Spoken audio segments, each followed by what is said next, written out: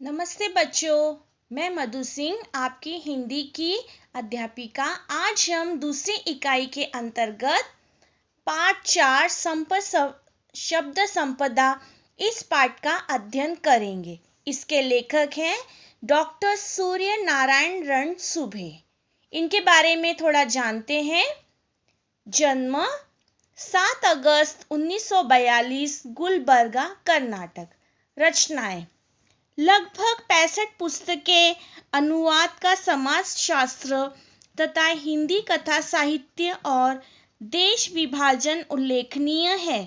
परिचय: डॉक्टर रणसुभे जी मराठी भाषी, हिंदी लेखक, प्राध्यापक, अनुवादक, समीक्षक के रूप में जाने जाते हैं। प्रस्तुत निबंध के माध्यम से लेखक ने शब्दों की शक्ति को दिखाते हुए इनकी संपदा को बढ़ाने के लिए जागरूक किया है। चलिए अब हम पाठ में देखते हैं। आदिम अवस्था से आधुनिक मनुष्य तक की विकास यात्रा का रहस्य किसमें है? क्या इसका तुम्हें पता है? अधिकांश लोग इसका उत्तर देते हैं कि अन्य प्राणियों की तुलना में मनुष्य का विकसित मस्तिष्क इस पूरी प्रगति व संस्कृति के मूल में है। यह उत्तर अपूर्ण है।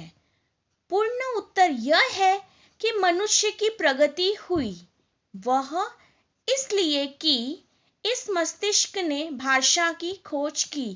भाषा ही सभी प्रगति की जड़ में है।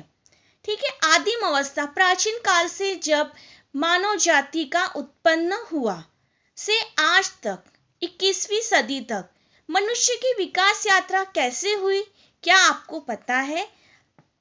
अधिकांश लोग इसका क्या उत्तर देते हैं? अन्य प्राणियों की तुलना में मनुष्य का मस्तिष्क इस पूरी प्रगति व संस्कृति के मूल में है। मनुष्य को ईश्वर ने बुद्धि प्रदान की है, वह इसका उपयोग करता है। पूरा उत्तर यह है, मनुष्य की प्रगति हुई और किसके कारण? क्योंकि इस मस्तिष्क ने भाषा की खोज की। भाषा ही सभी प्रगति की जड़ में है।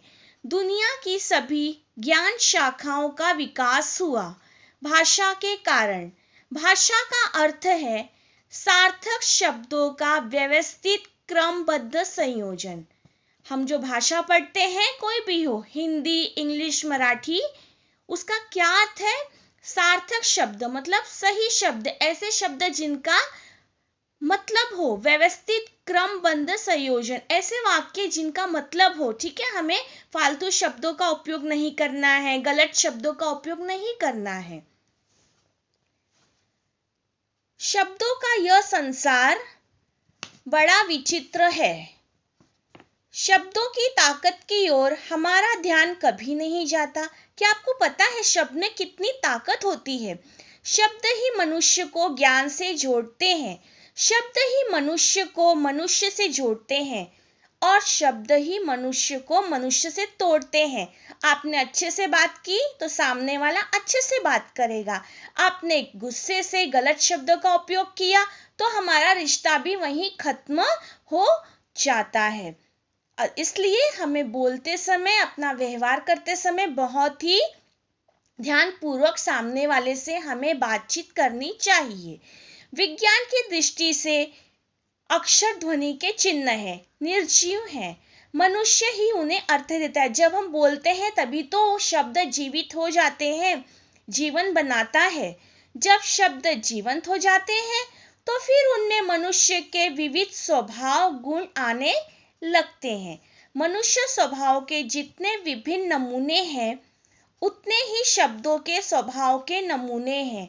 जैसे कुछ लोग औरों को हंसाने का काम करते हैं, वैसे ही कुछ शब्द भी लोगों को हंसाते हैं। जैसे कुछ मनुष्य औरों को हमेशा तकलीफ देते हैं, लड़ना, झगड़ना, गुस्सा करना, वैसे शब्द भी होते हैं। वैसे कुछ शब्दों के उच्चारण मात्र से सामने वाला व्यक्ति व्यथित हो जाता है। आपने कोई बात कह दी, सामने वाले को बुरी लगी तो वो दुखी हो जाता है, व्यथित हो जाता है, बेचैन हो जाता है।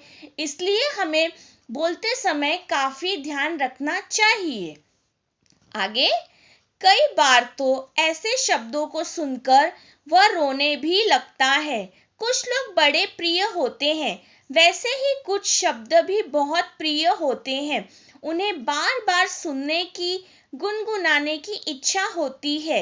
एक और कुछ शब्द धोखा देने वाले होते हैं, कुछ निरर्थक होते हैं, तो दूसरी ओर कुछ शब्द बहुत सज्जन, सात्विक, सभ्य और सुसंस्कृत होते हैं। कुछ शब्द निष्क्रिय बना देते हैं, जैसे कुछ मत करो, जो भाग्य में है वह तो मिल ही जाएगा।